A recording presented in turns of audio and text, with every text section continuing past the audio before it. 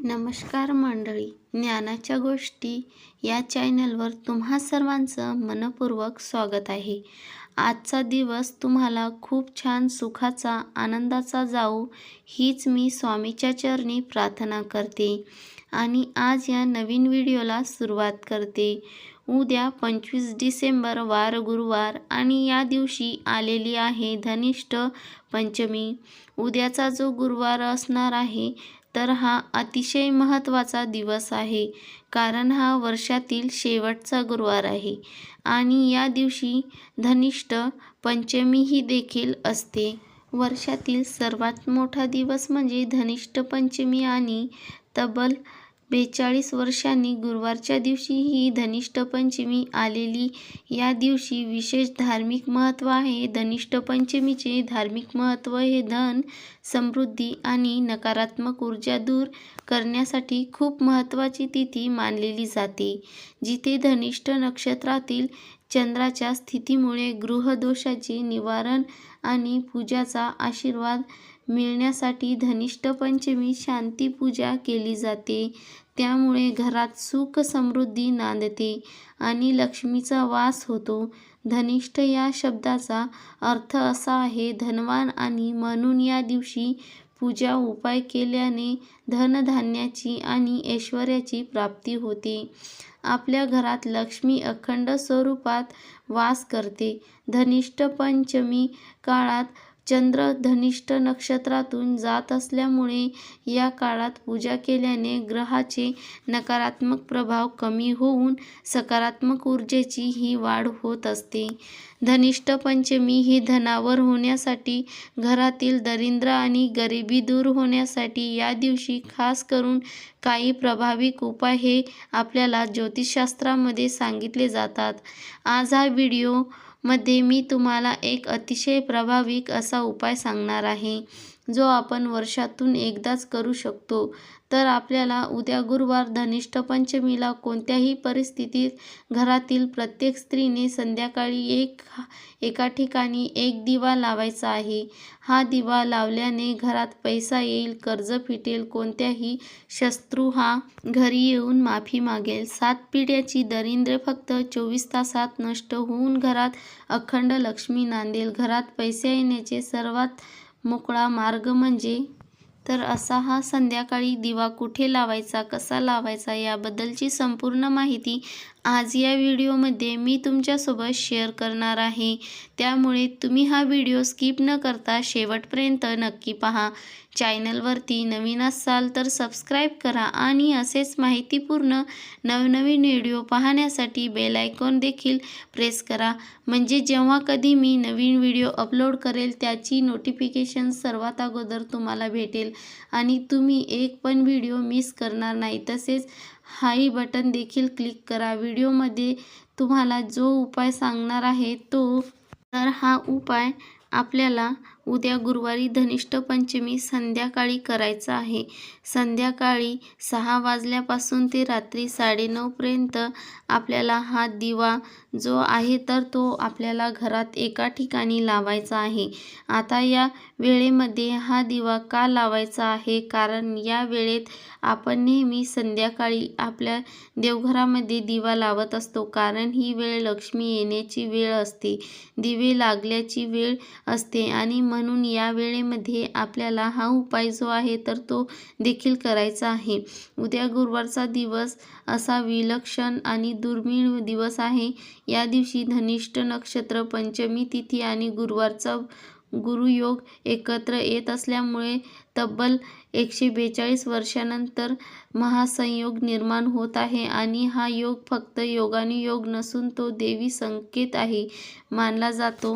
अंतर्मुखी व्हावे आणि ईश्वरांशी नाते दृढ करावे यासाठी हा दिवस सगळीकडे आनंदाने साजरा केला जातो. धनिष्ठ नक्षत्राचे आध्यात्मिक रहस्य. धनिष्ठ नक्षत्राची स्वामी मंगळ आहे, तर त्याच्या अधिष्ठात्री देवता अष्टवसू आहे. अष्टवसू म्हणजे केवळ संपत्ती देव नाही, तर ते जीवनातील ऊर्जा, आत्मबल, धैर्य, कर्मशक्ती याचे प्रतीक मानले जाते आहे.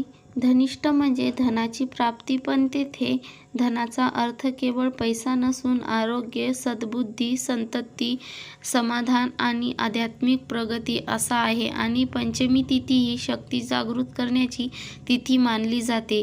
या तिथीला विघ्ननाशक, शत्रूंना अंतर्गत दुर्बलता नष्ट करणे, मानसिक भीती दूर करणे यासाठी उपयुक्त मानली जाते. आणि पौराणिक कथेनुसार असं सांगतात जातं की अनेक देवदेवतांची कनिष्ठ पंचमी तिथी साधना करून सिद्धी प्राप्त केल्यास होते.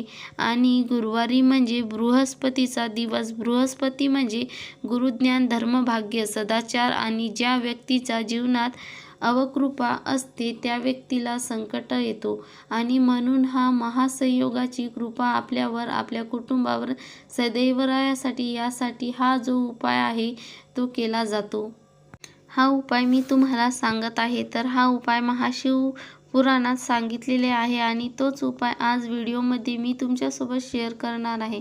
आता हा उपाय आपल्याला करायचा आहे. बघा, जर तुमच्या घरामध्ये सदैव पैशाची, तुमच्या घरामध्ये आर्थिक अडचणी येत असतील, तर पैसा तुमच्या घरामध्ये टिकत नसेल, जिथे तुम्ही 5 रुपये कमवत तिथे तुम्ही 100 रुपये खर्च होत असतील, तर घरात पैसे येण्याचे सर्वच मार्ग बंद झाले असतील, किंवा तुम्ही प्रामाणिकपणे कष्ट आणि मेहनत करत आहात परंतु कष्टाला, काही मेहनतीला यश मिळत नसेल, तुमचा एखादा छोटा मोठा उद्योग व्यवसाय असेल तो चांगला चालत नसेल, किंवा कुटुंबामधील सदस्यांना आरोग्य सदैव बिघडत असेल आजारपणामुळे, किंवा आपल्या घरामध्ये पैसा येतो परंतु अचानक काहीतरी समस्या निर्माण होतात आणि पुन्हा घरातून आलेली लक्ष्मी निघून जाते, किंवा घरातील गरिबी आणि दारिद्र्यही संपायचं नावच घेत नाही, तर उद्या तुम्ही हा उपाय नक्की करा. हा उपाय केल्यानंतर तुमच्या घरातील गरिबी ही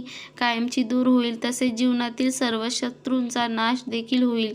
आता हा उपाय करण्यासाठी तुम्हाला उद्या सकाळी लवकर उठून प्रथम स्वच्छ स्नान करायचं आहे. सूर्यदेवाला जल अर्पण करायचं आहे, कारण पौष महिना चालू आहे. पौष महिन्यातील सूर्याला जल अर्पण करणं खूप शुभ मानलं जातं, म्हणून सूर्याला जल अर्पण करायचं. देवघरातील पूजा विधी, संपूर्ण अर्चना करून धूप दीप अगरबत्ती लावून वातावरण हे प्रसन्न करायचं आहे. यानंतर संध्याकाळी तुम्ही हा उपाय करायचा आहे. संध्याकाळी देखील हा उपाय करण्यापूर्वी तुम्हाला तुमच्या देवघरामध्ये जो दिवा तुम्ही नेहमी लावतात तर तो दिवा लावून घ्यायचा आहे. मुख्य प्रवेशद्वार हा सायंकाळी उघडा ठेवायचा आहे. आणि यानंतर तुम्हाला हा उपाय करायचा आहे. उपाय करण्यासाठी तुम्हाला 2 गव्हाच्या कणकेचे दिवे तयार करायचे आहे. कणकेचे दिवे तुम्हाला तयार करायचे आहे, कारण कणकेचे दिवा हा सोन्यापेक्षा, चांदीपेक्षा सर्वात श्रेष्ठ म्हणून मानलेला जातो. म्हणून तुम्हाला हा उपाय करायचा आहे. कणकेचे दिवे तयार करायचे आहे. संध्याकाळी जेव्हा तुम्ही चपात्या करण्यासाठी कणिक मळता आणि त्यातून तुम्ही 2 दिवे तयार केले तरी सुद्धा चालेल. यानंतर या दिव्यामध्ये तुम्हाला शुद्ध गाईचं तूप घालायचं असेल, तूप नसेल तर गाईचे तूप नसेल तर तुम्हाला तेल सुद्धा घालता येते.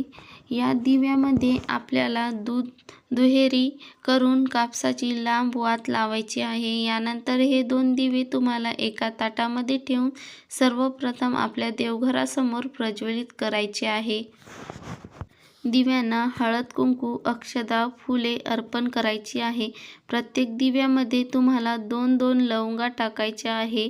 आणि यानंतर 2 दिव्यातील एक दिवा हा तुम्हाला तुळशीपाशी लावायचा आहे, कारण तुळशीला लक्ष्मीचं प्रतीक मानलं जातं. तर आपल्या घरामध्ये टवटवीत बहरलेली असली तर त्या घरात पैसा टिकून राहतो, नेहमी धनाची प्राप्ती होते. त्या घरात पैसे येण्याचे सर्व मार्ग हे नेहमी मोकळे असतात. आणि म्हणून लक्ष्मी प्रसन्न करून घेण्यासाठी एक दिवा तुळशीलाही लावा. यानंतर दुसरा दिवा तुम्ही बाहेर दरवाजात दारातील लावायचा आहे. जेव्हा तुम्ही बाहेरून घरामध्ये प्रवेश करता उजव्या साईडला असणार आहे, तर त्या उजव्या साईडला हा दिवा लावायचा आहे.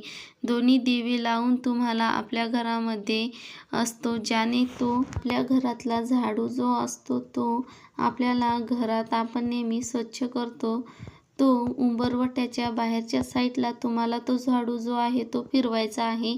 त्याच प्रकारे आपल्याला झाडून काढले, तुम्हाला झाडून थोडं कसं काढायचं आहे आणि झाडताना तुम्हाला म्हणायचं आहे, घरातील दरिद्री दूर झाली आहे, घरातील इडापिडा निघून गेलेली आहे, असं म्हणत तुम्हाला 2 वेळा तो झाडू तिथून तुमच्या मुख्य प्रवेशद्वारात मारायचा आहे आणि नेऊन ठेवायचा आहे घरात. तुम्हाला हा दिव्याचा उपाय जो आहे तो आवर्जून उद्या गुरुवारी धनिष्ठ पंचमीला आवर्जून करायचा आहे. ज्या घरामध्ये हा उपाय केला जातो त्या घरामध्ये अखंड लक्ष्मी निवास करत राहते.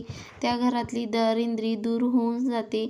उपाय आपल्याला शीघ्र फळ देते आणि हा महाशिवपुराणातही सांगितलेला आहे आणि म्हणून प्रत्येकाने हा उपाय जो आहे तो उद्या गुरुवारी संध्याकाळी करायचा आहे.